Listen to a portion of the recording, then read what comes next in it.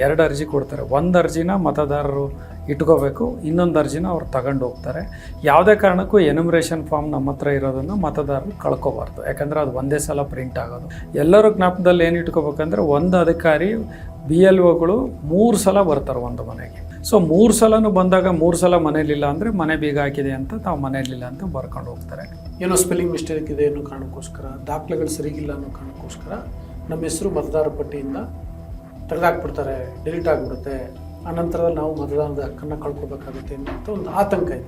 Actually ನೋಡ್ತಾ ಹೋದಾಗ ನಾವು ಇದೇನು ಒಂದು ಪ್ರೋಸೆಸ್ ಅಂತ ಏನು ಹೇಳ್ತೀವಿ, ಅದು ಪಾರದರ್ಶಕವಾಗಿ ನಡೀತಾ ಇಲ್ಲ. ಅದು ಪ್ರಾಬ್ಲಮ್ ಆಗಿರೋದು. ಮೊದಲೆಲ್ಲ ಕೆಲವರು ಮತದಾರರ ಹೆಸರು 2 ಕಡೆ ಇತ್ತು. ಈಗ ಆ ಥರ ಇರಲಿಕ್ಕೆ ಆಗಲ್ಲ, ಒಂದೇ ಕಡೆ ಇದೆ. ಬೈ ಚಾನ್ಸ್ ಅವ್ರದ್ದು 2 ಕಡೆ ಇತ್ತಂದರೆ ಎಲ್ಲಿರಬೇಕಂತ ಅವರು ಡಿಸೈಡ್ ಮಾಡಿಕೊಂಡು ಅವ್ರ ಆಪ್ಷನ್ ತೊಗೊಂಡು ಅದರ ಪ್ರಕಾರ ಇರಬೇಕಾಗತ್ತೆ. ನಮಸ್ಕಾರ, ವಾರ್ತಾ ಭಾರತೀಯ ವೀಕ್ಷಕರಿಗೆ ಈ ವಿಶೇಷ ಸಂದರ್ಶನಕ್ಕೆ ಸ್ವಾಗತ. ನಾನು ಧರ್ಣೀಶ್ ಪುಕ್ಕನ್ಕೆರೆ. ನನ್ನ ಜೊತೆ ಇವತ್ತು ಈ SIR ಬಗ್ಗೆ, ಅಂದರೆ ಮತದಾರರ ಪಟ್ಟಿಯ ವಿಶೇಷ ಪರಿಷ್ಕರಣೆ ಬಗ್ಗೆ ಕಳೆದ 6-7 ತಿಂಗಳಿಂದ ವಿಶೇಷವಾದಂತಹ ಸಂಶೋಧನೆ ಮಾಡಿರುವಂತಹ ಮತ್ತು ತರಬೇತಿ ನೀಡ್ತಿರುವಂತಹ ಡಾಕ್ಟರ್ ಸುನಿಲ್ ಕುಮಾರ್ ಇದ್ದಾರೆ. ಅವ್ರ ಜೊತೆ ಮಾತಾಡ್ತೀನಿ. ಯಾಕಂದರೆ ಇವತ್ತಿನಿಂದ ಮತದಾರರ ಪಟ್ಟಿಯ ವಿಶೇಷ ಪರಿಷ್ಕರಣೆ ಶುರುವಾಗ್ತದೆ. ಈ ನಿಟ್ಟಿನಲ್ಲಿ ಜನಸಾಮಾನ್ಯರು ಏನು ಮಾಡಬೇಕು, ಯಾವ ರೀತಿ ತಮ್ಮ ಮತದಾನದ ಹಕ್ಕನ್ನು ರಕ್ಷಿಸ್ಕೊಳ್ಬೇಕು, ಇಲ್ಲದಿದ್ದರೆ ಏನಾಗುತ್ತೆ, ಈ ರೀತಿಯ ಬಹಳ ದೊಡ್ಡ ಪ್ರಶ್ನೆಗಳಿವೆ ಮತ್ತು ಬಹಳ ಗಂಭೀರವಾದಂಥ ವಿಷಯ. ಅದರಿಂದಾಗಿ ಡಾಕ್ಟರ್ ಸುನಿಲ್ ಕುಮಾರ್ ಜೊತೆಗೆ ಮಾತಾಡ್ತೀನಿ. ಸರ್, ಕಾರ್ಯಕ್ರಮಕ್ಕೆ ಸ್ವಾಗತ. ನಮಸ್ತೆ. ಮೊದಲನೇದಾಗಿ ಈ ಮತದಾರರ ಪಟ್ಟಿಯ ವಿಶೇಷ ಪರಿಷ್ಕರಣೆಯಲ್ಲಿ ಜನಸಾಮಾನ್ಯರ ಪಾತ್ರ ಏನು, ಜನಸಾಮಾನ್ಯರು ಏನು ಮಾಡಬೇಕು ಆ್ಯಕ್ಚುಲಿ? ಈಗ ತುಂಬ ಈ ಒಂದು SIR ಅಂತ ನಾವೇನು ಹೇಳ್ತೀವಿ, ಇದು ಸ್ಪೆಷಲ್ ಇಂಟೆನ್ಸಿವ್ ರಿವಿಷನ್ ಅಂತ ನಾವು ಒಂದು ಹೇಳ್ತಾ ಇರೋಂಥ ಎಕ್ಸೈಸು ಕೇಂದ್ರ ಚುನಾವಣಾ ಆಯೋಗದಿಂದ ಮಾಡ್ತಾ ಇರೋವಂಥದ್ದು ತಮಗೆ ಎಲ್ಲರಿಗೂ ತಿಳಿದಿರೋಂಥ ವಿಷಯ. ಮೊದಲೇನಾಗಿತ್ತು, ನಾವು ಯಾವುದೇ ಕಾರಣಕ್ಕೆ ಯಾವುದೇ ಜನಸಾಮಾನ್ಯರು ಹೋಗ್ಬಿಟ್ಟು ಓಟಿಗೆ ಒಂದು ಅರ್ಜಿನ ಸಲ್ಲಿಸ್ಬಿಟ್ಟು ನಮ್ಮ ಓಟ್ ಇದೆ ಅಂತ ಹೇಳುವಂಥ ಕಾಲ ಇರಲಿಲ್ಲ. ಯಾಕಂದರೆ ನಮಗಾಗಲಿ ನಿಮಗಾಗಲಿ ಗೊತ್ತಿರೋ ಹಾಗೆ ನಮ್ಮದು ಓಟಲ್ಲಿ ಆ್ಯಡ್ ಆಗ್ತಾ ಇತ್ತು, ಅದ್ರ ಪಾಡಿಗೆ ಅದು ನಡೀತಾ ಇತ್ತು. ನಾವು ಯಾವತ್ತೂ ಹೋಗಿ ಅರ್ಜಿ ಹಾಕಿಲ್ಲ. ಬಟ್ ಈ ಒಂದು ರಿವಿಷನ್ನಲ್ಲಿ ಪ್ರತಿಯೊಬ್ಬ ಜನಸಾಮಾನ್ಯರು ಅರ್ಜಿ ಹಾಕ್ಬಿಟ್ಟು ನಮ್ಮದು ಇದು ವೋಟರ್ ID-ನ ತಗೋಬೇಕಾಗತ್ತೆ. ಮತ್ತು ಇದು ವೋಟರ್ ಲಿಸ್ಟಲ್ಲಿ ಅವ್ರ ಹೆಸರು ಬಂದು ಆಮೇಲೆ ವೋಟರ್ ID ಅವ್ರಿಗೆ ದೊರಿಬೇಕಾಗುತ್ತೆ. ಮೊದಲಿಗೆ ಇದಕ್ಕೆ ಪ್ರಶ್ನೆ ನೋಡಿದ್ರೆ, ಈಗ ನಾವು ಪ್ರತಿಯೊಬ್ಬರು ಅರ್ಜಿ ಹಾಕಬೇಕು. ಪ್ರತಿಯೊಬ್ಬರು ಅರ್ಜಿ ಹಾಕ್ಬೇಕಂದ್ರೆ ಈಗ ಇನ್ಕ್ಲೂಡಿಂಗ್ ಸಾಮಾನ್ಯ ಜನರಿಂದ ಹಿಡಿದು ಅತ್ಯುನ್ನತ ವ್ಯಕ್ತಿಗಳವರೆಗೂ ಮಾಡಬೇಕು. ಈಗ ಒಂದು ಊರಲ್ಲಿ ಒಂದು ಲಕ್ಷ ಜನಸಂಖ್ಯೆ ಇದ್ದರೆ ಅಂದರೆ 1 ಲಕ್ಷ ಜನಸಂಖ್ಯೆನೂ ಕೂಡ ಅದರಲ್ಲಿ ಹೊಸದಾಗಿ ಅರ್ಜಿ ಹಾಕಬೇಕು. ಹಾಕ್ಬಿಟ್ಟು ಅದನ್ನು ನಾವು ಪ್ರೂವ್ ಮಾಡಬೇಕು. ಅದು ಅರ್ಜಿ ಹಾಕೋಕ್ಕೆ ಕೆಲವೊಂದು ಪ್ರೋಸೆಸ್ಗಳಿದೆ. ಏನಂದರೆ ಇವತ್ತಿಂದ ಶುರುವಾಗ್ತಾ ಇದೆ. ಮನೆಗೆ BLO ಅಂತ ಹೇಳ್ತಾರೆ. BLO ಅಂದರೆ ಚುನಾವಣಾ ಆಯೋಗದಿಂದ ಒಂದು ಏನು ನೇಮಕಗೊಂಡಿರುವಂಥ ಒಂದು ಅಧಿಕಾರಿಗಳು, ಬ್ಲಾಕ್ ಲೆವೆಲ್ ಆಫೀಸರ್ಸು, ಅವ್ರೇನು ಮಾಡ್ತಾರಂದರೆ, ಅವರು ಬೇಸಿಕಲಿ ಅಂಗನವಾಡಿ ವರ್ಕರ್ ಇರ್ಬೋದು, ಸ್ಕೂಲ್ ಟೀಚರ್, ಅವರು ಬಂದ್ಬಿಟ್ಟು ಮನೆಗೆ ಅರ್ಜಿಗಳನ್ನ ಕೊಡ್ತಾರೆ. ಎನ್ಯುಮರೇಷನ್ ಫಾರ್ಮ್ಸ್ ಅಂತ ನಾವೇನು ಹೇಳ್ತೀವಿ, ಆ ಎನ್ಯುಮರೇಷನ್ ಫಾರ್ಮ್ಸ್ನ ಅವರು ಕೊಡ್ತಾರೆ. ಕೊಟ್ಟಾಗ ಅದೇನಾಗುತ್ತೆ, ಅದನ್ನು ಮನೆಗೆ ಅವರು ಕೊಡ್ತಾರೆ ಅಂತಂದರೆ, ಇಂದಿನ ಈಗ ಒಂದು ವೋಟರ್ ಲಿಸ್ಟ್ ಇದೆಯಲ್ಲ, ಮತದಾರರ ಪಟ್ಟಿ, ಅದಕ್ಕನುಗುಣವಾಗಿ ಕೊಡ್ತಾರಾ ಅಥವಾ ಮನೆಗೆ, ಈಗ ಫಾರ್ ಎಕ್ಸಾಂಪಲ್ ನಮ್ಮ ಮನೆಗೆ ಬರ್ತಾರೆ, ನೀವು ಎಷ್ಟು ಜನ ಇದ್ದೀರಿ ಅಂತ ಕೇಳ್ತಾರೆ, ಅಷ್ಟು ಫಾರ್ಮ್ ಕೊಡ್ತಾರಾ? ಈಗ ಅಲ್ಲೇನಾಗಿದೆ, ಮೊದಲು ಅವರು ಇನಿಷಿಯಲ್ ಆಗಿ ಮ್ಯಾಪಿಂಗ್ ಅಂತ ಮಾಡ್ಕೊತಾರೆ. ಮ್ಯಾಪಿಂಗ್ ಅಂದರೆ 2002ರಲ್ಲಿ ವೋಟರ್ ಲಿಸ್ಟು ಮತ್ತು 2025 ವೋಟರ್ ಲಿಸ್ಟು ಎರಡನ್ನೂ ಒಂದು ಮ್ಯಾಪ್ ಮಾಡಿಬಿಟ್ಟು ಆ ಒಂದು ಅಂದಾಜು ಲೆಕ್ಕದಲ್ಲಿ ನೋಡಿದಾಗ ಪ್ರತಿಯೊಂದು ಮನೆಗೂ ಆ ಒಂದು ಲೆಕ್ಕದಲ್ಲಿ ಭೇಟಿ ಮಾಡ್ತಾರೆ. ಸೊ ಭೇಟಿ ಮಾಡಿದಾಗ ಅವರು ಬಂದ್ಬಿಟ್ಟು ಅದರಲ್ಲಿ 2 ಅರ್ಜಿನ ಕೊಡ್ತಾರೆ. ಒಂದು ಅರ್ಜಿನ ಅವರು ಅಂದರೆ ತುಂಬಿ ಅವರು ವ್ಯಕ್ತಿಗಳಿಗೆ ಮನೆಯಲ್ಲಿರೋ 4 ಜನ ಇದ್ದರೆ 4 ಜನಕ್ಕೂ ಕೊಡ್ತಾರೆ. ಅದನ್ನು ತುಂಬಬೇಕು. ಹೊಸ್ದಾಗಿರೋ ಫೋಟೋ ಹಂಚಿಬಿಟ್ಟು ಅವರು ಅದನ್ನು ಸೈನ್ ಮಾಡಿಬಿಟ್ಟು ಅವರು ಅದು ಸಾಯಂಕಾಲ ಬರ್ತೀವಿ ಅಥವಾ ನಾಳೆ ದಿನ ಬರ್ತೀವಿ ಅಂತೇಳಿ ಅವರು ಅದನ್ನು ಬಂದು ಕಲೆಕ್ಟ್ ಮಾಡ್ಕೊಂಡು ಹೋಗ್ತಾರೆ. 2 ಅರ್ಜಿ ಕೊಡ್ತಾರೆ. ಒಂದು ಅರ್ಜಿನ ಮತದಾರರು ಇಟ್ಕೋಬೇಕು, ಇನ್ನೊಂದು ಅರ್ಜಿನ ಅವ್ರು ತಗೊಂಡು ಹೋಗ್ತಾರೆ. ಯಾವುದೇ ಕಾರಣಕ್ಕೂ ಎನ್ಯುಮರೇಷನ್ ಫಾರ್ಮ್ ನಮ್ಮ ಹತ್ರ ಇರೋದನ್ನು ಮತದಾರರು ಕಳ್ಕೊಬಾರ್ದು. ಯಾಕಂದರೆ ಅದು ಒಂದೇ ಸಲ ಪ್ರಿಂಟ್ ಆಗೋದು. ಕಳೆದೋಯ್ತು, ನಾವೇನು ಮಾಡಬೇಕು ಅಂದರೆ, ಬೆಟರ್ ಅವ್ರು ಕೊಟ್ಟ ತಕ್ಷಣ ವಾಟ್ಸಪ್ಪಲ್ಲಿ ಇಟ್ಕೊಂಡ್ಬಿಟ್ಟು ಡಿಜಿಟಲ್ ಇಟ್ಕೊಂಡು ಅವರಿಗೊಂದು ಪಟ್ಟಿಯನ್ನು ಕೊಡಬೇಕಾಗತ್ತೆ. ಸೊ ಇದು ಒಂದು ಹಂತದಲ್ಲಿ ನೋಡ್ತಾ ಹೋದಾಗ ಮುಂದಿನ ತಿಂಗಳು 29ನೇ ತಾರೀಕುವರೆಗೂ ಈ ಒಂದು ಪ್ರೋಸೆಸ್ ನಡೀತಾ ಹೋಗುತ್ತೆ. ಎಲ್ಲರೂ ಜ್ಞಾಪಕದಲ್ಲಿ ಏನು ಇಟ್ಕೋಬೇಕಂದ್ರೆ, ಒಂದು ಅಧಿಕಾರಿ BLOಗಳು 3 ಸಲ ಬರ್ತಾರೆ ಒಂದು ಮನೆಗೆ. ಸೊ 3 ಸಲ ಬಂದಾಗ ಮನೇಲಿ ಏನಾದರೂ ಲಾಕ್ ಆಗಿದ್ದರೆ ಆವಾಗ ಅವರು ಮನೆ ಲಾಕ್ ಅಂತ ಬರೆದ್ಬಿಟ್ಟು ಮತ್ತೆ ಬರೋದಿಲ್ಲ. ಸೊ ಆ 3 ಸಲ ಬರೋದ್ರೊಳಗೆ ಅವರು ಮನೇಲಿ ಬಂದ್ಬಿಟ್ಟು ಇದು ಮಾಡ್ಬೇಕು. ಇದಕ್ಕೆ ಪಾರ್ಟಿ ಕಾರ್ಯಕರ್ತರು ಇರ್ಬೋದು, BLA2ಗಳಂತ ಏನೇನು ಹೇಳ್ತಾರೆ, ಅವರು ಕೂಡ ಎಲ್ಲ ಪಾರ್ಟಿ ಕಾರ್ಯಕರ್ತರಿಗೆ ಆಲ್ರೆಡಿ ತರಬೇತಿ ಆಗಿದೆ, ನೇಮಕ ಆಗಿದೆ, ಅವರು ಕೂಡ ಸಹಾಯ ಮಾಡ್ತಾರೆ. ಸೊ 3 ಸಲನೂ ಬಂದಾಗ 3 ಸಲ ಮನೇಲಿಲ್ಲ ಅಂದರೆ ಮನೆ ಬೀಗ ಹಾಕಿದೆ ಅಂತ ತಾವು ಮನೇಲಿಲ್ಲ ಅಂತ ಬರ್ಕೊಂಡು ಹೋಗ್ತಾರೆ. ಅವ್ರು ಕೊಟ್ಟಾಗ ಆ ಒಂದು ಇದರಲ್ಲಿ ತಮ್ಮ ಮನೇಲಿ ಯಾರಾದರೂ ಹೊಸ ವೋಟರ್ಸ್ ಇದ್ದರೆ ಅವ್ರನ್ನ ಸೇರಿಸ್ಲಿಕ್ಕೆ ಹೇಳ್ಬೋದು. ಆಮೇಲೆ ಅವ್ರು ಏನಾದರೂ ಶಿಫ್ಟ್ ಆಗಿದ್ದರೆ ಅಥವಾ ತೀರ್ಕೊಂಡು ಹೋಗಿದ್ದರೆ ಅವರು ಇಂಥವ್ರು ಇಲ್ಲ ಅಂತ ಹೇಳಿದಾಗ ಅವ್ರನ್ನ ಅದನ್ನು ತೆಗಿಯುವಂಥ ಪ್ರಕ್ರಿಯೆ ನಡೆಯುತ್ತೆ. ಹೊಸ ವೋಟರ್ಸ್ನ ಏನು ಮಾಡ್ತಾರೆ ಅದನ್ನು ಆ್ಯಡ್ ಮಾಡುವಂಥ ಒಂದು ಪ್ರಕ್ರಿಯೆ ನಡೆಯುತ್ತೆ. ಇದು ಸಾಮಾನ್ಯವಾಗಿ ರೊಟೀನಾಗಿ ನಡೆಯುವಂಥದ್ದು. ಆಮೇಲೆ ಅಕಸ್ಮಾತ್ ನಾನು ಆಗಲೇ ಹೇಳ್ತಾ ಇದ್ದೆ 2002 ಮತ್ತು 2025ಕ್ಕೆ ಮ್ಯಾಚ್ ಮಾಡಿದಾಗ ಅದಕ್ಕೆ ಕೆಲವೊಂದು ಮಾನದಂಡಗಳಿದೆ. ಆ ಮಾನದಂಡಗಳ ಪ್ರಕಾರ 3 ಕ್ಯಾಟಗರಿ ಮಾಡ್ತಾರೆ. 1987ಕ್ಕೆ ಹುಟ್ಟಿರೋರು ಮೊದಲು ಹುಟ್ಟಿರೋರೇನು, ಅದಾದಮೇಲೆ 87ರಿಂದ 2000ಗೆ ಹುಟ್ಟಿರೋರು 2ನೇ ಕ್ಯಾಟಗರಿ, 3ನೇ ಕ್ಯಾಟಗರಿ 2004 ನಂತರ ಹುಟ್ಟಿರೋರು. ಇವು 3ಕ್ಕೂ ಒಂದೊಂದು ಏನಿದೆ ಅದು ಪ್ರೋಸೆಸ್ ಇದೆ, ಅದನ್ನು ಅವ್ರು ಎಕ್ಸ್ಪ್ಲೈನ್ ಮಾಡ್ತಾರೆ. ಸೊ ಈ 3 ಕ್ಯಾಟಗರಿಯಲ್ಲಿ ಅವರಿಗೆ ತಮಗೆ ಡಿವೈಡ್ ಮಾಡಿಬಿಟ್ಟು ಹೇಳ್ತಾರೆ. ಅಂದರೆ ಸರಳವಾಗಿ ಹೇಳ್ಬೇಕಂದ್ರೆ 2024 ನಂತರ ಹುಟ್ಟಿದರೆ ತಂದೆ ತಾಯಿ ಅವ್ರ ಹೆಸರು ಆ 2 ವೋಟರ್ ಲಿಸ್ಟಲ್ಲಿ ಇರಬೇಕು, ಮ್ಯಾಚ್ ಆಗಬೇಕು. ಸೊ ಈ ಒಂದು ಹಂತದಲ್ಲಿ ಕೊಟ್ಬಿಟ್ಟು ಹೋಗಿ ಇದನ್ನು ಮಾಡಿಬಿಟ್ಟು ಮಾಡ್ತಾರೆ. ಆಮೇಲೆ ಅವರು ಮತದಾರಕ್ಕೆ ಬಂದಾಗ ಅದರಲ್ಲಿ 2-3 ಫಾರಮ್ ಇರುತ್ತೆ. ಒಂದು ಫಾರ್ಮ್ ನಂಬರ್ 6 ಅಂತ ಹೇಳ್ತೀವಿ, ಅದು ಹೊಸ್ದಾಗಿ ಅರ್ಜಿ ಹಾಕೋರು ಇರ್ಬೋದು ಅಥವಾ ಎಕ್ಸಿಸ್ಟಿಂಗ್ ವೋಟರ್ ಫಿಲ್ ಮಾಡಿಕೊಡ್ಬೇಕು. ಅಕಸ್ಮಾತ್ ಏನಾದರೂ ಯಾರು ಡಿಲೀಷನ್ಸು ಅಂದರೆ ಬೇರೆ ಕಡೆ ಹೋಗಿದ್ದರೆ, ತೀರ್ಕೊಂಡು ಹೋಗಿದ್ದರೆ ಅಥವಾ ಅಬ್ಜೆಕ್ಷನ್ಸ್ ಇದ್ದರೆ ಅವ್ರು ಫಾರ್ಮ್ ನಂಬರ್ 7 ಅಂತೀವಿ. ಫಾರ್ಮ್ ನಂಬರ್ 8 ಅಂದರೆ ಅಡ್ರೆಸ್ ಶಿಫ್ಟ್ ಆಗಿದೆ ಅದಿದೆ ಅಂತ. ಬಟ್ ಇಂಪಾರ್ಟೆಂಟ್ ಏನಂದರೆ ವ್ಯಕ್ತಿಗಳು ಎಲ್ಲರೂ ಜ್ಞಾಪಕದಲ್ಲಿ ಇಟ್ಕೋಬೇಕು. ಮೊದಲೆಲ್ಲ ಕೆಲವರು ಮತದಾರರ ಹೆಸರು 2 ಕಡೆ ಇತ್ತು, ಈಗ ಆ ಥರ ಇರಲಿಕ್ಕೆ ಆಗಲ್ಲ, ಒಂದೇ ಕಡೆ ಇದೆ. ಬೈ ಚಾನ್ಸ್ ಅವ್ರದ್ದು 2 ಕಡೆ ಇತ್ತಂದರೆ ಎಲ್ಲಿರಬೇಕಂತ ಅವರು ಡಿಸೈಡ್ ಮಾಡಿಕೊಂಡು ಅವ್ರ ಆಪ್ಷನ್ ತೊಗೊಂಡು ಅದ್ರ ಪ್ರಕಾರ ಇರಬೇಕಾಗತ್ತೆ. 2 ಕಡೆ ಇರಲಿಕ್ಕೆ ಈ ಒಂದು ಹಂತದಲ್ಲಿ ಇನ್ಮೇಲಿಂದ ಮುಂದೆ ಸಾಧ್ಯ ಆಗುತ್ತೆ.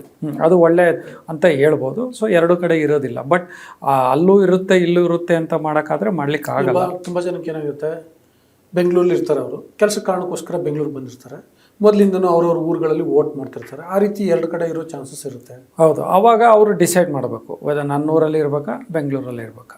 ಸೊ ಬೆಂಗಳೂರಲ್ಲಿ ಇರ್ಬೇಕಂದ್ರೆ ಇಲ್ಲಿ ಇಟ್ಕೋಬೇಕು, ಅಲ್ಲಿದ್ದರೆ ಅಲ್ಲಿ ಅದು ಒಂದೇ ಕಡೆ ಇದಾಗುತ್ತೆ. ಮತ್ತು ಈಗ ಎಲ್ರಿಗೂ ಆತಂಕ ಇರೋದೇನು ಅಂತಂದರೆ, ಏನೋ ಸ್ಪೆಲ್ಲಿಂಗ್ ಮಿಸ್ಟೇಕ್ ಇದೆ ಅನ್ನೋ ಕಾರಣಕ್ಕೋಸ್ಕರ, ದಾಖಲೆಗಳು ಸರಿಗಿಲ್ಲ ಅನ್ನೋ ಕಾರಣಕ್ಕೋಸ್ಕರ ನಮ್ಮ ಹೆಸರು ಮತದಾರ ಪಟ್ಟಿಯಿಂದ ತೆಗೆದಾಕ್ಬಿಡ್ತಾರೆ, ಡಿಲೀಟ್ ಆಗಿಬಿಡುತ್ತೆ, ಆನಂತರದಲ್ಲಿ ನಾವು ಮತದಾನದ ಹಕ್ಕನ್ನು ಕಳ್ಕೊಬೇಕಾಗುತ್ತೆ ಅನ್ನೋಂಥ ಒಂದು ಆತಂಕ ಇದೆ. ಸೊ ಅದು ನಿಜಕ್ಕೂ ಸಮಸ್ಯೆ ಏನು ಆ್ಯಕ್ಚುಲಿ? ಇದು ಆ್ಯಕ್ಚುಲಿ ನೋಡ್ತಾ ಹೋದಾಗ ನಾವು ಇದೇನು ಒಂದು ಪ್ರೋಸೆಸ್ ಅಂತ ಏನು ಹೇಳ್ತೀವಿ ಅದು ಪಾರದರ್ಶಕವಾಗಿ ನಡೀತಾ ಇಲ್ಲ, ಅದು ಪ್ರಾಬ್ಲಮ್ ಆಗಿರೋದು. ಈಗ ಬಿಹಾರದಲ್ಲಿ ಪ್ರಥಮ ಬಾರಿಗೆ ಶುರು ಮಾಡಿದಾಗ ಅಲ್ಲೇನಾಯಿತು, ಅಲ್ಲಿ ತುಂಬ ಜನ ವೋಟರ್ಸ್ನ ತೆಗೆದ್ರು. ಸೊ ಆ ಒಂದು ವೋಟ್ರುಗಳನ್ನ ತೆಗೆದಾಗ ಅಲ್ಲೇನಾಯಿತು, ಹಲವಾರು ವ್ಯಕ್ತಿಗಳಿಗೆ ಇವತ್ತವರೆಗೂ ಯಾಕೆ ತೆಗೆದಿದ್ದಾರೆ ಅಂತ ಒಂದು ನಮ್ಮ ಹತ್ರ ಏನು ಅವರಿಗೆ ನಿಖರವಾದ ಒಂದು ಮಾಹಿತಿ ಇಲ್ಲ. ಒಂದು ಅಂದಾಜಿನ ಪ್ರಕಾರ 40 ಲಕ್ಷ ವೋಟರ್ಸ್ ಇದ್ದಾರೆ, ಅವ್ರನ್ನ ಯಾಕೆ ತೆಗ್ದಿರೋ ಕಾರಣ ಏನು. ಆಮೇಲೆ ಅವರ ಒಂದು ಇದರಲ್ಲಿ ಈಗ ಆಲ್ರೆಡಿ ಪಶ್ಚಿಮ ಬಂಗಾಳದಲ್ಲೂ ಇದೇ ಥರ ಆಯಿತು, 63 ಲಕ್ಷ ಜನನ ತೆಗೆದ್ರು. ಸೊ ಜನಗಳಿಗೆ ಆತಂಕ ಇರೋದೇನಪ್ಪ ಅಂದರೆ, ಸಾಮಾನ್ಯ ಜನರಾಗಿ ಇಷ್ಟೊಂದು ಜನ ತೆಗೆದ ಮೇಲೆ ಅವ್ರನ್ನ ಯಾಕೆ ತೆಗೆದಿದ್ದೀವಿ ಅಂತ ಆಗಲ್ಲ. ಅವರು ವೋಟರ್ ID-ನೇ ಇಲ್ಲ ಅಂದರೆ, ಈಗ ಆಲ್ರೆಡಿ ಬಿಹಾರಲ್ಲಿ ಏನಾಯಿತು, ತೆಗೆದ ಮೇಲೆ ಏನಾಯಿತು, ಆಧಾರ್, ಈಗ ಸಾಮಾನ್ಯ ಜನರ ದೃಷ್ಟಿಲಿ ಹೇಳ್ಬೇಕಾದ್ರೆ ಆಧಾರು ವೋಟರ್ ID ಇವೆರಡನ್ನೂ ನಾವೇನು ಅದು ದಾಖಲೆಗಳಂತ ಮುಂದೆ ಹೇಳ್ತೀನಿ ನಾನು, ಅದನ್ನು ನಾವು ಅದು ಜನಸಾಮಾನ್ಯರು ಕೊಟ್ಬಿಟ್ಟು ವೋಟ್ರಲ್ಲಿ ನಮ್ದು ಅವ್ರದ್ದೇನೋ ಸ್ಪೆಲ್ಲಿಂಗ್ ಮಿಸ್ಟೇಕ್ ಆಗಿತ್ತಂದರೆ ಅವರಿಗೆ ದಾಖಲೆಗಳೇ ಕೊಡಬೇಕು. ಸೊ ದಾಖಲೆ ಕೊಡೋದು ಯಾವುದು, ಆಧಾರ್ ಕೊಡ್ಲಿಕ್ಕೆ ಬರೋಲ್ಲ, ವೋಟರ್ ID ಕೊಡ್ಲಿಕ್ಕೆ ಬರೋಲ್ಲ. ಇವೆರಡು ಚುನಾವಣಾ ಆಯೋಗ ಹೇಳ್ತಾ ಇರೋದು. ಕೇಂದ್ರ ಸರ್ಕಾರದಿಂದ ಮಾನ್ಯ ದಾಖಲೆಗಳು ಇವನ್ನ ಕೊಡದೇ ಇದ್ದಾಗ ಬೇರೆ 11 ದಾಖಲೆಗಳಿದೆ, ಅದನ್ನು ಕೊಟ್ಟು ಮಾಡಬೇಕು. ಅದು ಯಾವಾಗಲೂ ಚಾಲೆಂಜಿಂಗ್ ಇರುತ್ತೆ, ಯಾಕಂದರೆ ಆ ದಾಖಲೆಯಲ್ಲಿ ಏನು ಸ್ಪೆಲ್ಲಿಂಗು ಏನು ಹೆಸರಿರುತ್ತೋ ಅದೇ ದಾಖಲೆಯಲ್ಲಿ ಈ ವೋಟರ್ ID-ಲಿದ್ದರಷ್ಟೇ, ಹೊಸ ವೋಟರ್ ID-ಲಿದ್ದರಷ್ಟೇ ಅವ್ರು ಮಾಡ್ಲಿಕ್ಕೆ ಆಗೋದು. ಏನು ಗೊತ್ತಾ, ಇದು ಮತದಾರರದಲ್ಲದ ತಪ್ಪು ಕೆಲವು ಆಗಿರುತ್ತೆ. ಯಾಕೆಂದರೆ ಹಿಂದೆ ಈಗ ಫಾರ್ ಎಕ್ಸಾಂಪಲ್ ಒಂದು 25-30 ವರ್ಷ ಹಿಂದೆ ಇನ್ನೂ ಡಿಜಿಟಲೈಸ್ ಆಗಿರಲಿಲ್ಲ, ಎಷ್ಟೋ ಜನಕ್ಕೆ ಅಕ್ಷರಸ್ಥರೇ ಆಗಿರಲಿಲ್ಲ, ಮತ್ತು ಕೆಲವ್ರಿಗೆ ಅಷ್ಟು ಜ್ಞಾನ ಇರಲಿಲ್ಲ. ಇಂಥ ಪರಿಸ್ಥಿತಿಯಲ್ಲಿ ಆಗ ಹೊಸದಾಗಿ ಮತದಾರರ ಪಟ್ಟಿಗೆ ಅವ್ರ ಹೆಸರು ಸೇರ್ಪಡೆ ಆಗಿರುತ್ತೆ, ಯಾರ್ದು ಇನ್ಷಿಯಲ್ ಮಿಸ್ಟೇಕ್ ಆಗಿರುತ್ತೆ. ಮತ್ತು ಇನ್ಷಿಯಲ್ಲು ಕೆಲವ್ರಿಗೆ ಮೊದಲಿರುತ್ತೆ, ಕೆಲವ್ರಿಗೆ ನಂತರ ಇರುತ್ತೆ. ಮತ್ತು ಹೆಸರುಗಳಲ್ಲಿ ಬೇರೆ ಬೇರೆಯವರು ಬೇರೆ ಬೇರೆ ರೀತಿ ಉಚ್ಚಾರಣೆ ಮಾಡ್ತಾರೆ, ಬೇರೆ ಬೇರೆ ರೀತಿ ಬರೀತಾರೆ. ಈ ಥರದ್ದೆಲ್ಲ ಸಮಸ್ಯೆ ಆಗುತ್ತೆ. ಈಗ ರಮೇಶ ಅಂತ ಅವರ ಡಾಕ್ಯುಮೆಂಟಲ್ಲಿ ಇರುತ್ತೆ, ಯಾರ್ದೋ ರಮೇಶ ಅನ್ನೋರ ಹೆಸರು ಅಥವಾ ಪರಮೇಶ ಅನ್ನೋರ ಹೆಸರಲ್ಲಿ ಬರ್ಕೊಳ್ಳೋ ಮಾತಾಡುವಾಗ ಏನು ಅಂತೀವಿ ನಾವು, ಪರಮೇಶ್ ಅಂತೀವಿ. ಬರೆಯುವಾಗಲೂ ಇವರೇನಾದರೂ ಆಗ ವೋಟರ್ ಲಿಸ್ಟ್ ಮಾಡಿದಾಗ ಅಧಿಕಾರಿ ಕೂಡ ಹಂಗೆ ಬರ್ಕೊಂಡಿರೋ ಸಾಧ್ಯತೆ ಇರುತ್ತೆ. ಅಂದರೆ ಏನು ಮಿಸ್ ಆಗ್ತಾ ಹೋಗಿರುತ್ತೆ. ಈಗ ಈ ರೀತಿ ಆಗುವ ಸಾಧ್ಯತೆಗಳು ಭಾಳ ಇರ್ತವೆ. ಸೊ ಅದು ಈಗ ಇಲ್ಲಿ ಮ್ಯಾಚ್ ಆಗ್ತಿಲ್ಲ. ಅವರ SLC ಮಾರ್ಕ್ಸ್ ಕಾರ್ಡ್ಗೆ ಅಲ್ಲಿ ರಮೇಶ್ ಅಂತಿರುತ್ತೆ, ಇಲ್ಲಿ ರಮೇಶ್ ಅಂತಿರುತ್ತೆ, ಅಲ್ಲಿ ಪರಮೇಶ ಅಂತಿರುತ್ತೆ, ಇಲ್ಲಿ ಪರಮೇಶ್ ಅಂತಿರುತ್ತೆ. ಹಿಂಗೇನಾದಾಗ ಸಮಸ್ಯೆ ಆಗುತ್ತಾ? ಖಂಡಿತ ಆಗುತ್ತೆ. ಆ್ಯಕ್ಚುಲಿ ಒಂದೇನೆಂದರೆ, ಅಕಸ್ಮಾತ್ ಈಗ ವೋಟರ್ ID ಮ್ಯಾಚ್ ಮಾಡಿದಾಗ ಮ್ಯಾಚ್ ಆದರೆ ತಮ್ಮ ಹೆಸರು ಮನೇಲಿರೋ ಒಂದು 4 ಜನ ಹೆಸರಲ್ಲಿದ್ದರೆ 3 ಜನ ಮ್ಯಾಚ್ ಆಗ್ಬೋದು ಅಂದ್ಕೊಳ್ಳಿ. ಒಬ್ರದ್ದು ಆಗಲಿಲ್ಲ ಅಂದರೆ ಅವ್ರಿಗೆ ಸಮಸ್ಯೆ ಆಗುತ್ತೆ. 3 ಜನದ್ದೇನಿದೆ ಅವ್ರದ್ದೇನು ಸಮಸ್ಯೆ ಇಲ್ಲ. ಮ್ಯಾಚ್ ಆಗಿರೋರ್ದು ಕರೆಕ್ಟಾಗಿದ್ದರೆ ಅವ್ರು ಅದನ್ನು ಫಾರ್ಮ್ ಒಂದು ಎನ್ಯುಮರೇಷನ್ ಫಾರ್ಮ್ ಅಂತ ಅವರು ಫಿಲ್ ಮಾಡಿ ಅವ್ರಿಗೆ ಕೊಟ್ಟರೆ ಅವ್ರದ್ದು ವೋಟರ್ ಕರಡು ಪಟ್ಟಿ ಅಂತ ನಾವೇನು ಹೇಳ್ತೀವಿ, ಡ್ರಾಫ್ಟ್ ರೋಲ್ ಅಂತ, ಅದಕ್ಕೆ ರೆಡಿ ಆಗುತ್ತೆ. ಬಟ್ ಒಂದು ಯಾವುದೋ ಬಿಟ್ಟು ಹೋಗುತ್ತೆ ಅಂದ್ಕೊಳ್ಳಿ, ತಾವು ಹೇಳ್ದಂಗೆ ಸ್ಪೆಲ್ಲಿಂಗ್ ಮಿಸ್ಟೇಕ್ ಇದೆ, ಅದಕ್ಕೆ ಲಾಜಿಕಲ್ ಡಿಸ್ಕ್ರಿಪೆನ್ಸಿ ಅಂತ ಮಾತಾಡ್ತೀವಿ ನಾವು. ಅಂದರೆ ಅದು ಸ್ಪೆಲ್ಲಿಂಗ್ ಮಿಸ್ಟೇಕ್ ಇರ್ಬೋದು. ಆಮೇಲೆ ಒಂದು ತಂದೆಗೆ 6 ಜನ ಮಕ್ಕಳಿಗಿಂತ ಜಾಸ್ತಿ ಇದ್ದರೆ, ಇದೆಲ್ಲ ಚುನಾವಣಾ ಆಯೋಗದ ನಿಯಮಗಳು. ಒಂದು ಸ್ಪೆಲ್ಲಿಂಗ್ ಮಿಸ್ಟೇಕ್ ಇರ್ಬೇಕು ತಾವು ಹೇಳ್ದಂಗೆ. ಎರಡನೇದು 6 ಜನಕ್ಕಿಂತ ಒಬ್ಬರು ತಂದೆಗೆ ಮಕ್ಕಳಿದ್ದರೆ, ಆಮೇಲೆ ತಾಯಿಯ ವಯಸ್ಸು ಮತ್ತು ಮಗನ ವಯಸ್ಸು 15 ವರ್ಷಕ್ಕಿಂತ ಏನಾದರೂ ಕಮ್ಮಿ ಇದ್ದರೆ, ತಾವು ಹೇಳ್ದಂಗೆ ಮೊದಲು ಬರೆದಿರ್ಬೋದು. ನಿನ್ನ ವಯಸ್ಸು ಎಷ್ಟಮ್ಮ ಅಂತೇಳಿ ಏನೋ ಬರೀತಾರೆ, ಈಗ ಬರೀತಾರೆ, ಅವಾಗ ಯಾರಿಗೂ ಇರಲಿಲ್ಲ, ಅದನ್ನು ತಿದ್ದುಪಡಿ ಮಾಡಲಿಕ್ಕೆ ಯಾರೂ ಹೋಗಿಲ್ಲ. ಸೊ ಈ ಥರ ಎಲ್ಲ ಇದ್ದಾಗ ಲಾಜಿಕಲ್ ಡಿಸ್ಕ್ರಿಪೆನ್ಸಿ ಅಂತ ನಾವೇನು ಹೇಳ್ದಾಗ ಅದು ಹೋಗುತ್ತೆ. ಇಂಥವ್ರಿಗೆ ಏನಾಗುತ್ತೆ, ಈ ಮುಂದಿನ ಹಂತದಲ್ಲಿ ಈಗ ನಾವು ಗಮನದಲ್ಲಿ ಇಟ್ಕೋಬೇಕು, ಕರಡು ಪಟ್ಟಿ ಪ್ರಕಟ ಆಗೋವರೆಗೂ ಯಾರೂ ಯಾವುದೇ ಕಾರಣಕ್ಕೂ ಯಾವುದೇ ದಾಖಲೆಗಳನ್ನು ಕೇಳಲ್ಲ. ಸೊ ಅವ್ರದ್ದು ಅಲ್ಲಿಗೆ ಹೋಗುತ್ತೆ. 5ನೇ ತಾರೀಕು ಆದಮೇಲೆ ಕರಡು ಪಟ್ಟಿಯಲ್ಲಿ ತಮ್ಮ ಹೆಸರು ಇರಲಿಲ್ಲ ಅಂದಾಗ ಆ ಒಂದು ಹಂತದಲ್ಲಿ ಜನಗಳು ದಾಖಲೆಗಳನ್ನು ಸಲ್ಲಿಸಬೇಕಾಗುತ್ತೆ. ಅಥವಾ ಅಬ್ಜೆಕ್ಷನ್ಸ್ ಅಂತ ಏನು ಹೇಳ್ತೀವಿ, ಆ ಅಬ್ಜೆಕ್ಷನ್ ಇದ್ದಾಗ ಅದನ್ನು ಅಬ್ಜೆಕ್ಷನ್ ಆದಾಗ ಅದಕ್ಕೆಲ್ಲ ಸಂಬಂಧಪಟ್ಟಂಥ ದಾಖಲಾತಿ ಕೊಟ್ಟು ಅದನ್ನು ಫೈನಲ್ ಡ್ರಾಫ್ಟ್ ರೋಲ್ ಏನು ಅಕ್ಟೋಬರ್ 7 ಒಳಗೆ ಬರುತ್ತೆ ಅದನ್ನು ಮಾಡಬೇಕಾಗತ್ತೆ. ಈ ಒಂದು ಹಂತದಲ್ಲಿ ಫಸ್ಟ್ ಫೇಸಲ್ಲಿ ಮ್ಯಾಚ್ ಆಗಿ ನೀವು ರೋಲ್ ಒಳಗೆ ಬಂದರೆ ಜನಕ್ಕೆ ಯಾವುದೂ ತೊಂದರೆ ಇಲ್ಲ. ಬರದಲ್ಲೇ ಇದ್ದರೆ ಪ್ರಾಬ್ಲಮ್ ಆದರೆ 2ನೇ ಹಂತದಲ್ಲಿ ದಾಖಲೆ ಕೊಡಬೇಕು. ದಾಖಲೆ ಸರಿಯಾಗಿ ಇರಬೇಕಾಗತ್ತೆ. ಈಗ ಆಲ್ರೆಡಿ ಅದಕ್ಕೆ 11 ದಾಖಲೆಗಳಿದ್ದಾವೆ. ಸೊ ಕ್ಯಾಸ್ಟ್ ಸರ್ಟಿಫಿಕೇಟ್ ಇರ್ಬೋದು, SLC, ಬರ್ತ್ ಸರ್ಟಿಫಿಕೇಟ್. ಬಟ್ ಒಂದೇ ಚಾಲೆಂಜಿಂಗ್ ಏನಪ್ಪ ಅಂದರೆ, ದಾಖಲೆಯಲ್ಲಿ ಏನು ಹೆಸರು ಇರುತ್ತೋ ಇದು ಥರ ಅದರಲ್ಲೇ ಇರಬೇಕು. ಇಲ್ಲಾಂದರೆ ಸುಮಾರು ಜನ ವೋಟರ್ ID ಆಧಾರದ ಮೇಲೆ ಅಥವಾ ಆಧಾರ್ ಕಾರ್ಡ್ ಆಧಾರದ ಮೇಲೆ ಇನ್ನೊಂದೇನೋ ಬೇರೆ ದಾಖಲೆ ಮಾಡಿಸಿರ್ತಾರೆ. ಈಗ SLC ಮಾರ್ಕ್ಸ್ ಕಾರ್ಡ್ನಲ್ಲಿ ಏನು ಹೆಸರಿರುತ್ತಲ್ಲ, ಅದರ ಆಧಾರದ ಮೇಲೆ ಎಲ್ಲ ದಾಖಲೆಗಳು ಹಂಗೆ ಜನ್ರೇಟ್ ಆಗಿಬಿಟ್ಟಿದ್ರೆ ಸಮಸ್ಯೆ ಆಗಲ್ಲ. ಹೌದು. ಬಟ್ ಅದ್ರ ಹಂಗೆ ಆಗಿರಲ್ಲ. ನಾನು ಹೇಳಿದ್ರೆ ಬೇರೆ ಬೇರೆ ಸಂದರ್ಭದಲ್ಲಿ ಬೇರೆ ಬೇರೆ ರೀತಿ ಆಗುತ್ತೆ. ಹೌದು. ಇಂದಿನ ವೋಟರ್ ID ಇದೆಯಲ್ಲ ನಂದು, ಫಾರ್ ಎಕ್ಸಾಂಪಲ್ ಆಗಲೇ ಪರಮೇಶ್ ಅಂತ ಇರುತ್ತೆ, ನಂದು ಎಲ್ಲ ದಾಖಲೆಗಳು ಆಧಾರು ಕರೆಕ್ಟ್ ಇರ್ತದೆ. ಮತ್ತು ಇದು SLC ಮಾರ್ಕ್ಸ್ ಕಾರ್ಡ್ ರಮೇಶ್ ಅಂತ ಇರುತ್ತೆ, ಪರಮೇಶ್ ಅಂತ ಇರುತ್ತೆ, ಹಿಂಗೆ ಇರುತ್ತೆ. ನನ್ನ ಡ್ರೈವಿಂಗ್ ಲೈಸೆನ್ಸ್ ಹಂಗೆ ಇರುತ್ತೆ. ಫಾರ್ ಎಕ್ಸಾಂಪಲ್ ನನ್ನ ಎಲೆಕ್ಟ್ರಿಕ್ ಬಿಲ್ ಹಂಗೆ ಇರುತ್ತೆ, ಎಲ್ಲವೂ ಹಂಗೆ ಇರುತ್ತೆ. ಆ ಥರಲ್ಲಿ ಏನೋ ಕಾರಣಕ್ಕೆ ಒಂದು ಹಂಗೆ ಮಿಸ್ಟೇಕ್ ಆಗಿರುತ್ತಪ್ಪ.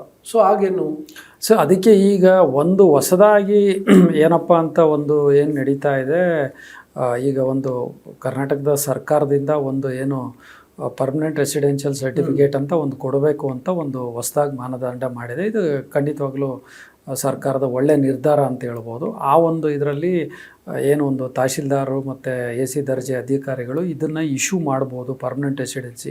ಅದಕ್ಕೆ ಕೆಲವು ಕ್ರೈಟೀರಿಯಾ, ಅಂದರೆ ನೀವು ಕರ್ನಾಟಕದಲ್ಲಿ 10 ವರ್ಷ ಇರಬೇಕು, 10 ವರ್ಷ ಓದಿರಬೇಕು, 10 ವರ್ಷ ಇರಬೇಕು, ನಿಮ್ಮ ಎಜುಕೇಷನ್, ಈ ಒಂದು ಕ್ರೈಟೀರಿಯಾ ಇದ್ದಾಗ ಸರ್ಕಾರದಿಂದ ಅದನ್ನು ಎಲ್ಲರಿಗೂ ಆ ಒಂದು ಹಂತದಲ್ಲಿ ಮಾಡುವಂಥ ಕೆಲಸ ಇದೆ. ಸೊ ಈ ದಾಖಲೆಗಳು ಎಲ್ಲಿರುತ್ತೆ ಅಂತಂತ ಅದನ್ನು ನೋಡಿ ತಗೋಬೋದು. ಸರ್ಕಾರದಿಂದ ಆ ಥರದ ಅಂದರೆ ಕಾಯಂ ವಾಸವ ದೃಢೀಕರಣ ಪತ್ರ ಅಂತ ಕೊಟ್ಟರು ಅಂತ ತಿಳ್ಕೊಳ್ಳಿ. ಅರ್ಥ ಏನು, ಸರ್ಕಾರ ಇವರು ಈ ರಾಜ್ಯದ ಪ್ರಜೆ, ಹೌದು, ಈ ಊರಿನ ಈ ಬೂತ್ನ ಪ್ರಜೆ ಅಂತ ಸರ್ಕಾರ ದೃಢೀಕರಣ ಮಾಡಬೇಕು. ಹೌದು. ಸರ್ಕಾರ ದೃಢೀಕರಣ ಮಾಡಿದ್ಮೇಲೆ ಚುನಾವಣಾ ಆಯೋಗ ಅದನ್ನ ಒಪ್ಕೋಬೇಕು. ಹೌದು ಅಲ್ವಾ? ಹೌದು. ಬೇರೆ ಯಾವುದೋ ಏಜೆನ್ಸಿ ಮಾಡಿದ್ರೆ ಬೇಡ. ಹೌದು. ಸರ್ಕಾರನೇ ಮಾಡಿದೆ, ಆಯ್ತಾ? ಸೊ ಹಂಗಿದ್ದಾಗ ಒಪ್ಕೋಬೇಕು. ಬಟ್ ಅದಕ್ಕೆ ಚುನಾವಣಾ ಆಯೋಗ ಇನ್ನೂ ಒಪ್ಪಿಗೆ ಸೂಚಿಸಿಲ್ಲ. ಬಟ್ ಅದೇನಂದರೆ ಹೊಸ್ದಾಗಿ ಮೊನ್ನೆ ಒಂದು ಕೋರ್ಟ್ದೇನು ತೀರ್ಮಾನ ಬಂತು, ಅದರಲ್ಲಿ ಅವರೇನು ಹೇಳಿದರು, ಈ ಒಂದು ಎಕ್ಸಸೈಸ್ ಕೇರಳದಲ್ಲಿ ನಡೀತು. ಕೇರಳದಲ್ಲಿ ನಡೆದಾಗ ಅಲ್ಲಿ ಏನು ಪಂಚಾಯತ್ ಲೆವೆಲಲ್ಲೇ ಕೊಡಬೇಕು ಅಂತ ಮಾಡಿದ್ರು. ಆವಾಗ ಅದಕ್ಕೆ ಚುನಾವಣಾ ಆಯೋಗ ಅಬ್ಜೆಕ್ಷನ್ ಸಲ್ಲಿಸ್ತು. ಅದರ ಮೇಲೆ ಈಗ ಹೊರಗೆ ಬಂದಿರೋ ಮಾಹಿತಿ ಪ್ರಕಾರ ಚುನಾವಣಾ ಆಯೋಗನೇ ಹೇಳಿದೆ, ಅಂದರೆ ಕೋರ್ಟ್ ನಿರ್ದೇಶನ ಇದೆ, ತಹಶೀಲ್ದಾರ್ ಮತ್ತು AC ದರ್ಜೆ ಅಧಿಕಾರಿಗಳಿಂದ ಏನಾದರೂ ಈ ಥರ ರೆಸಿಡೆನ್ಷಿಯಲ್ ಸರ್ಟಿಫಿಕೇಟ್ ಬಂದರೆ ಅದನ್ನು ಒಪ್ಕೋಬೇಕು ಅಂತ ಹೊಸ್ದಾಗಿ ಒಂದು ಹೋದ ವಾರದಲ್ಲಿ ತೀರ್ಪು ಬಂದಿದೆ. ಸಾಮಾನ್ಯವಾಗಿ ನಾವೆಲ್ಲ ಆಶಾವಾದಿಯಾಗಿ ಒಪ್ಕೋಬೇಕು ಅಂತ ಹೇಳೋಣ.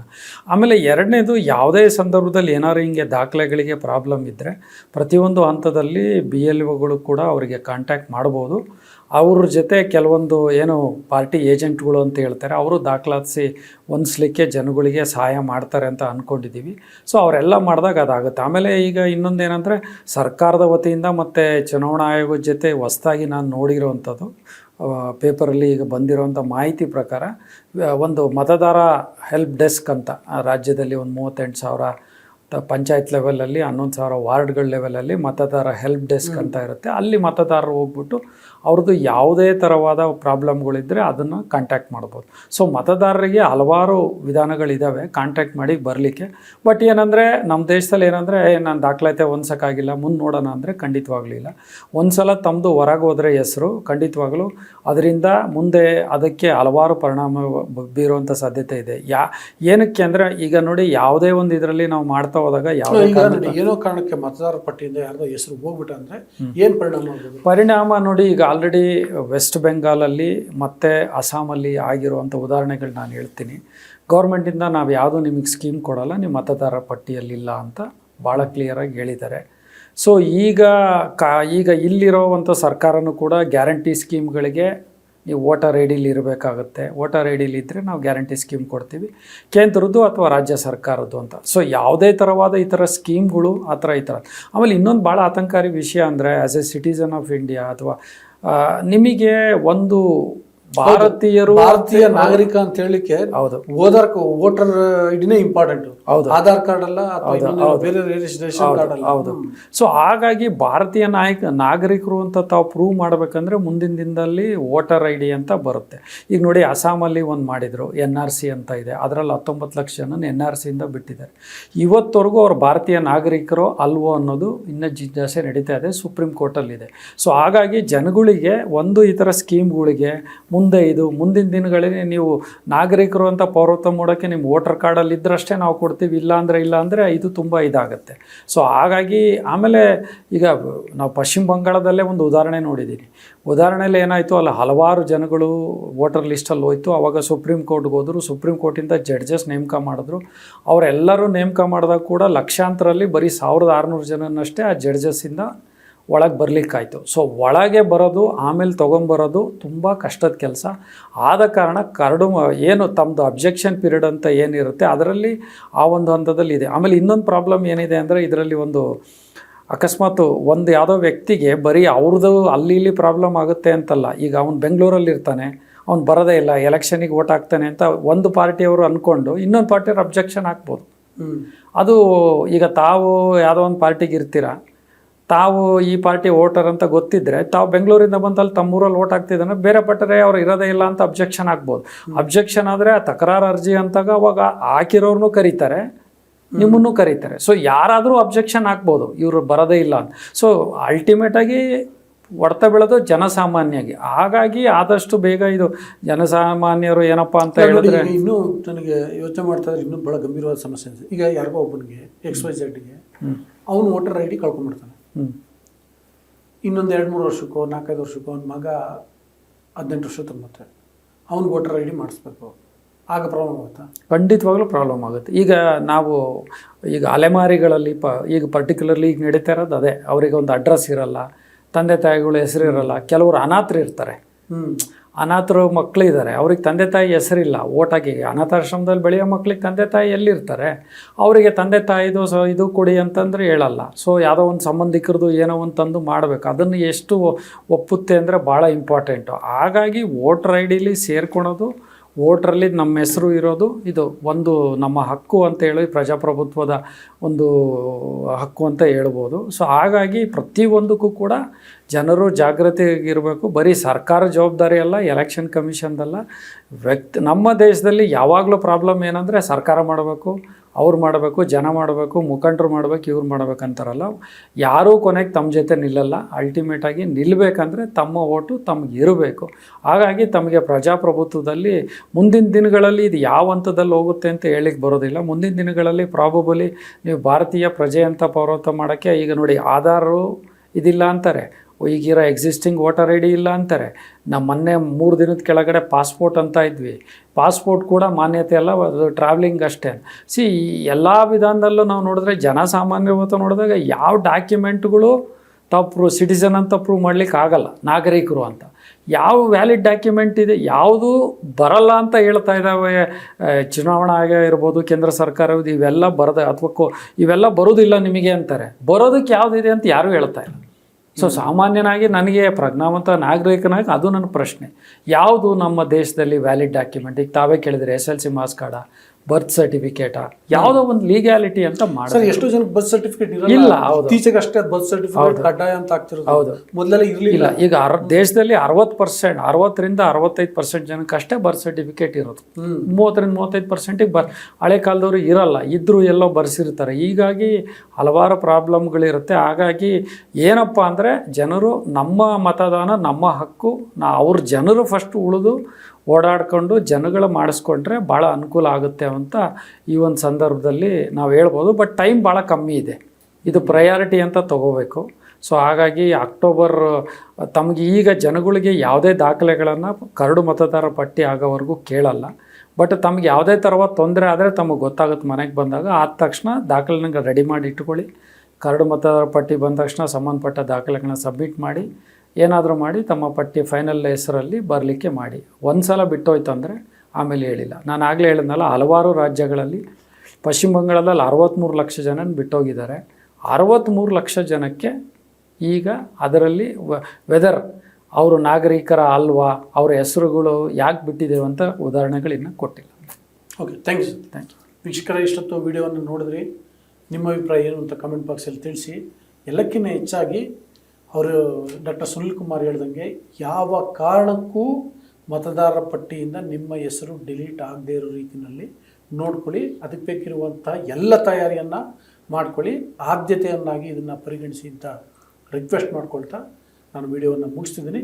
ಮುಗಿಸೋಕ್ಕೆ ಮುನ್ನ ಮತ್ತೊಮ್ಮೆ ನಿಮ್ಮಲ್ಲಿ ಒಂದು ಮನವಿ ಏನಂತಂದರೆ, ನೀವು ಇನ್ನೂ ವಾರ್ತಾ ಭಾರತಿಯನ್ನು ಸಬ್ಸ್ಕ್ರೈಬ್ ಮಾಡಿಲ್ಲ ಅಂದರೆ ದಯವಿಟ್ಟು ಸಬ್ಸ್ಕ್ರೈಬ್ ಮಾಡಿ, ಲೈಕ್ ಮಾಡಿ, ಶೇರ್ ಮಾಡಿ, ಬೆಲ್ ಬಟನ್ ಅನ್ನು ಪ್ರೆಸ್ ಮಾಡಿ. Thank you. ನಮ್ಮ ಕಾರ್ಯಕ್ರಮಗಳನ್ನ ನೀವು ನೋಡ್ತಾ ಇದ್ರೆ ನಮ್ಮ ಚಾನೆಲ್ ಅನ್ನ ಸಬ್ಸ್ಕ್ರೈಬ್ ಮಾಡಿ, ಪಕ್ಕದ ಬೆಲ್ ಐಕಾನ್ ಒತ್ತಿ ನಮ್ಮನ್ನ ಬೆಂಬಲಿಸಿ. ಹಾಗೆ ನಮ್ಮ ಕಾರ್ಯಕ್ರಮಗಳನ್ನ ಲೈಕ್ ಮಾಡಿ, ಕಮೆಂಟ್ ಮಾಡಿ, ಅದನ್ನ ಬೇರೆಯವರಿಗೂ ವಾಟ್ಸ್ಆಪ್ ಮೂಲಕ ಶೇರ್ ಮಾಡಿ. ನೀವು ಹೀಗೆ ಮಾಡಿದಾಗ ನಮ್ಮ ಚಾನೆಲ್ ಇನ್ನಷ್ಟು ಮತ್ತಷ್ಟು ಜನರಿಗೆ ತಲುಪಲು ನೀವು ನಮ್ಮೊಂದಿಗೆ ಸಹಕರಿಸಿದ ಹಾಗಾಗುತ್ತೆ. ಇದು ನೀವು ಯಾವುದೇ ಖರ್ಚಿಲ್ಲದೆ ಕೆಲವೇ ಸೆಕೆಂಡುಗಳಲ್ಲಿ ನೀಡಬಹುದಾದ ಸಹಕಾರ. ಧನ್ಯವಾದಗಳು.